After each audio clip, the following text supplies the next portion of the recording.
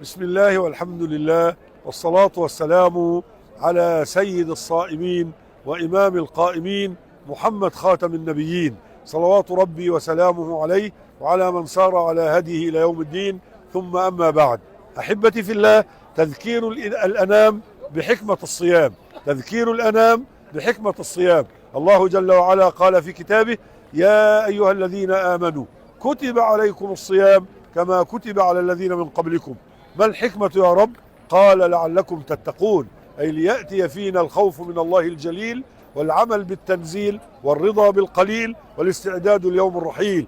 كما أخبر طلق بن حبيب رحمه الله: أن تعمل بطاعة الله على نور من الله ترجو ثواب الله، وأن تترك معصية الله على نور من الله تخشى عقاب الله عز وجل. أن تأتمر بالأمر أو أن تنتهي بالنهي إخلاصا لله تعالى واتباعا لرسوله. فثمرة صيامك لصيام رمضان الركن الفريضة الذي واحد أركان الإسلام أن تكون على طريق الجادة. ومن دلالات خيريتك أنك تصوم الست من شوال، وهي مستحبة وليس بفريضة، ولكن هذا من حبك للطاعات. واعلم أيها المسدد أن الطاعة لها بارك الله فيك ضياء في الوجه ونور في القلب وقوة في البدن وسعة في الرزق ورضا في قلوب الناس. أما المعصية عافانا الله وإياكم فلها ظلمة في القلب وسواد في الوجه وضعف في البدن وضيق في الرزق وغضب في قلوب الناس.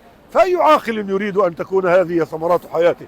فأسأل الله تعالى أن ينفعني وإياكم بصيامنا، وأن يجعل الطاعات سلسلة من الطاعات والخيرات والبركات، فيجدنا الله عز وجل حيث أمرنا ويفتقدنا حيث نهانا، وتصرنا حسنتنا وتسوءنا سيئاتنا.